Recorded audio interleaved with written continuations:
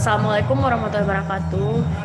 Makasih kepada Kak Giska sebelumnya karena udah bersedia meluangkan waktunya untuk menjadi narasumber di wawancara saya yang bertujuan untuk memenuhi tugas kelompok pada mata kuliah perilaku konsumen. Sebelumnya saya izin perkenalkan diri terlebih dahulu. Perkenalkan, nama saya Aisyah Munisera, saya dari kelas MB 4313, anggota kelompok 9. Mungkin Kak Giska bisa perkenalan terlebih dahulu, Kak. Baik, terima kasih atas waktunya. Sebelumnya perkenalkan, nama aku Sofia Giska Kenendita Permata Susanto, biasa dipanggil Giska. Saya 21 tahun, berasal dari Tulungagung, Jawa Timur. Baik, terima kasih Kak. Sebelumnya aku ingin nanya dulu, apakah Kak Giska ini adalah orang yang suka memasak sendiri? Kalau memasak sendiri itu dalam konteks seperti apa nih? Ataukah emang masak sehari-hari, ataukah masak karena kebutuhan? Nah, kebetulan saya itu tipe orang yang kalau memasak tuh sesuai kebutuhan aja gitu. Oke, berarti Kak Giska lumayan familiar ya berarti dengan yang namanya kompor kan ya.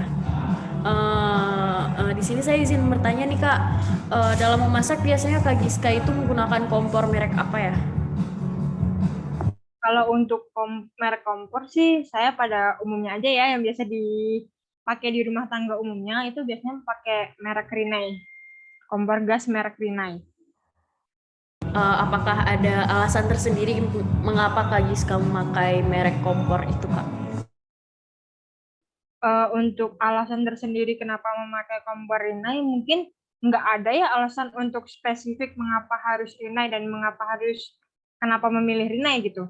Karena kebetulan kan saya di sini masih tinggal bersama orang tua ya, yang dimana untuk masalah perabotan seperti itu, mau tidak mau juga saya tuh ikut bersama orang tua gitu. Nah, kebetulan saja orang tua saya tuh dari dulu tuh menggunakan merek Rinnai, jadi kenapa saya menggunakan merek tersebut ya, karena alasannya karena orang tua saya menggunakan merek itu.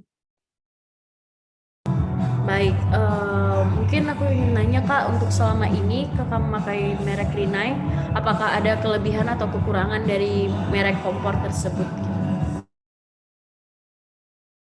Kalau untuk kelebihan dan kekurangan sih, jujur saya tidak begitu paham ya, karena dari dulu karena hanya menggunakan merek itu gitu. Kalau untuk ditanyakan kelebihan kekurangan, kalau menurut saya aja ya, menurut saya pengalaman pribadi saya pemakaian, untuk kelebihan dan kekurangan mungkin secara pengaplikasiannya aja sih yang lebih simple dan lebih enak gitu. Dan mungkin tidak cepat rusak atau tidak mudah rusak aja. Baik, selanjutnya dalam pemilihan kompor itu, apakah Kakak mungkin tadi seperti yang Kakak sebutkan ya karena berdasarkan keluarga saja itu. Tapi ada kriteria khusus lain nggak Kak dalam Kakak penggunaan kompor gitu? Pemilihan kompor yang Kakak gunakan gitu. Kalau untuk kompor sendiri sih untuk kriteria mungkin tidak ada ya. Karena emang balik lagi ke alasan tadi, karena saya masih tinggal bersama orang tua, otomatis untuk pemilihan dari perabotan seperti itu juga juga ngikut gitu dengan orang tua. Tapi uh, untuk alasan kriteria pribadi sih belum ada. Baik, selanjutnya itu dalam membeli kompor, Kakak lebih memilih untuk membeli secara online atau secara langsung datang ke tokonya gitu? Kalau untuk membeli barang seperti kompor, saya lebih cenderung untuk membelinya secara langsung gitu.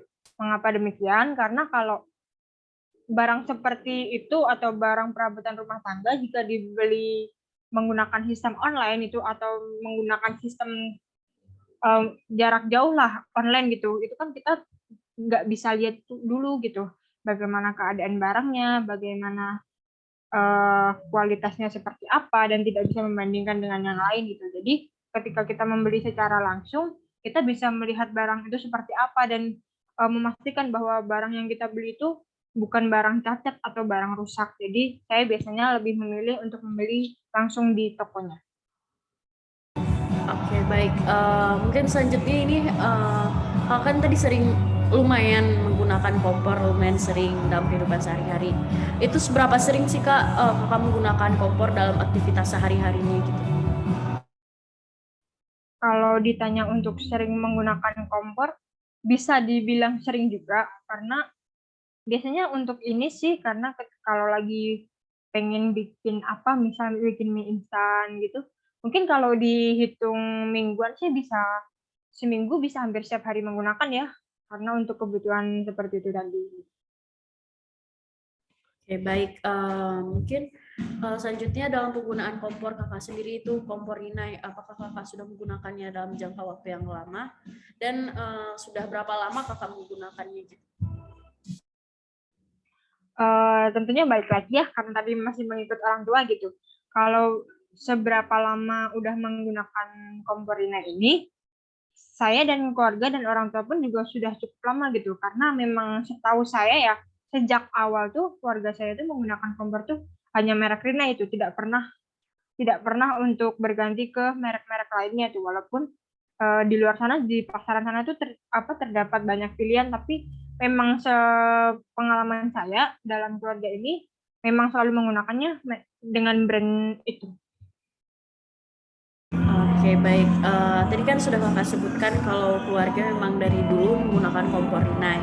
Nah, menurut Kakak sendiri, seberapa worth it sih penggunaan kompor merek Rinnai dalam kegiatan Kakak sehari-hari? Untuk segi worth it sih saya bisa bilang worth it ya, karena untuk dari segi pengaplikasiannya sendiri itu tuh juga cukup mudah untuk diaplikasikan, dan untuk segi apa ya, keawetan dari barangnya itu sendiri pun juga awet gitu. Terbukti juga bahwa keluarga saya ataupun saya lah itu tuh menggunakan kompor tuh udah bisa dihitung kira-kira bisa 4 tahun 5 tahunan tuh nggak ganti gitu, dan barang tuh masih bagus dan masih bisa dipakai gitu. Oke, baik. Terima kasih, Kak. Mungkin itu pertanyaan terakhir dari saya. Terima kasih, Kak Giska, atas waktunya sudah meluangkan waktu untuk wawancara saya pada hari ini. Terima kasih, Kak.